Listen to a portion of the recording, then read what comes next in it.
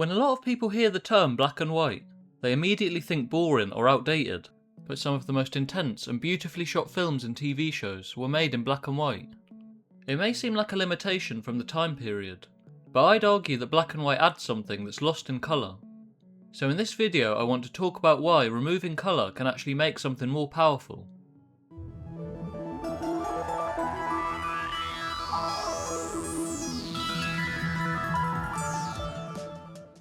I remember when I was about 11 or 12 years old, my class was shown 12 Angry Men.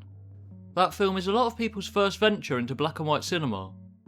While most of the kids around me were moaning and saying how boring it looked, I was completely captivated. The way the black and white captured every emotion on the actors' faces, and the way the shadows made their faces almost look like they were carved of stone, really stuck with me, and that's the first reason I want to talk about. One of the biggest reasons I love black and white is how powerfully it captures facial expressions. When you remove colour, your eyes are instantly drawn to the eyes, the tiny facial movements. It makes performances feel more raw and more passionate. Look at the extreme close-ups. You can feel every juror's anger and doubt, and the pressure they're under. Even the singular bead of sweat dripping down the man's face stands out more in black and white. Even though the film's basically all set in one room, I couldn't look away. And that was the first time I really appreciated black and white, as something more than just boring and on daytime TV. Another great example of this is Metropolis, which has the characters directly stare into the camera. It's a silent film and relies even more heavily on facial expressions. It was actually the first silent film I watched, and it really is a masterpiece. It's crazy that this came out in the 1920s. Closely tied to facial expressions is the incredible use of shadows. Black and white gives you high contrast lighting that colour simply can't match. The deep blacks and bright whites create dramatic, almost painted looking images. The famous stairs scene in the original Nosferatu from 1922 is a great example. You see Count Orlok's shadow slowly climbing the stairs, and you don't even see the vampire himself, just his monstrous shadow stretching across the wall. Shadows are also heavily used in the film noir genre of the 1940s and 50s. Those films with their morally ambiguous characters and dark alleyways use shadows so much that they become part of their signature look. When you remove colour, shadows become more menacing, which brings me on to the next reason I love black and white. It becomes a lot easier to scare an audience. The shadows feel deeper, and your imagination has to fill in the gaps. It's perfect for horror, like Psycho, for example when Marion goes into the house alone. She goes into the basement and discovers the body. The film was actually remade in a shot-for-shot remake, for some reason. I have no idea why they decided to do that, but it actually gives us a chance to look at colour versus black and white side by side. I'll let you guys make up your own mind about which one looks better.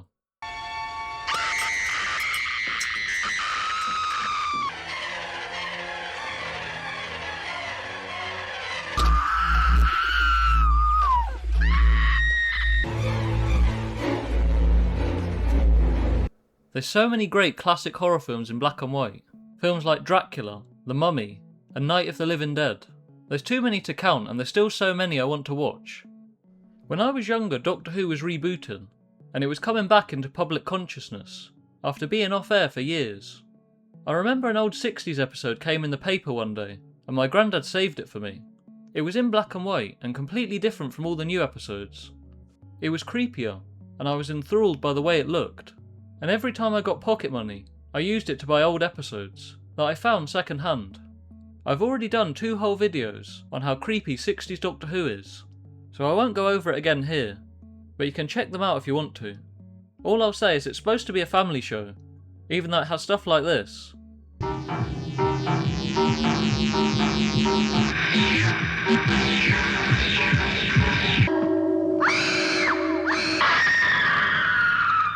Black and white isn't just something from the past. Many modern directors still use it for artistic reasons. One of my favourite examples of this isn't even a film or a TV show. It's actually a music video by Queen for the song I'm Going Slightly Mad. It was shot almost entirely in black and white, and it has this surreal, dreamlike quality. The black and white was used for a number of reasons, some artistic and some practical. It was partially used to help mask the effects of Freddie Mercury's illness, where he'd lost a lot of weight, and had been suffering from dementia-like symptoms, which is actually what the song is about. It's full of absurdist imagery, and the video really stuck with me, especially after I learned the deeper meaning of the song. It has a strange, almost haunting quality to it, and it really is memorable. Another brilliant modern use of black and white is The Lighthouse, made in 2019. The decision to shoot entirely in black and white adds massively to the sense of isolation, and gives it an almost claustrophobic feeling, as the characters are isolated on a lonely island, with only each other. It fits perfectly with what I said previously about shadows, and it elevates Willem Dafoe's performance as the old lighthouse keeper. That film really needs a whole video on its own, which I attempted before, but it didn't really come out the way I wanted it to. Black and white was also used stylistically in one of my favourite Bond films, Casino Royale, to show Bond getting his 00 status, and seeing that makes me really want a 1950s Bond in black and white. This brings me nicely onto another huge strength of black and white. When you remove colour, a film can age more gracefully. Black and white films often look just as powerful decades later. The bright, garish colours of the 70s often look dated, and it's actually why I think 60s Doctor Who looks better than 70s Doctor Who. Like, if you compare these two, I think the 70s one looks worse. A great example of timelessness is Schindler's List, which came out in 1993, but huge portions of it feel like they could have been shot in the 1940s. The black and white gives it a documentary-like, timeless quality to it. It's sad that black and white is rarely used nowadays. I'm not saying every film or TV show should be filmed in black and white, but I think directors should consider using it more often.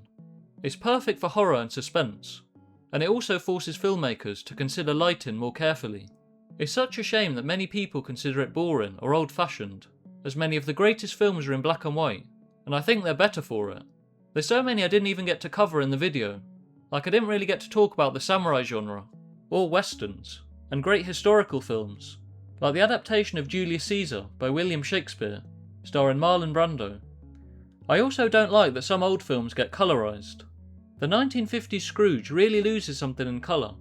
The original was a little unsettling, especially for a family film. The scenes with the ghosts, and the long shadowy staircase, look perfect in black and white, and that feels completely lost after colorisation. I'd really encourage any film fans to check out more black and white films, and for filmmakers to consider using it more often. And there's so much great TV in black and white too. So let me know in the comments, what's your favourite black and white film? And also, what's your favourite black and white TV show? If you'd like to see more videos like this, please like, subscribe and consider becoming a member. I'm Firelink from Firelink Frontier, and thanks for watching everyone.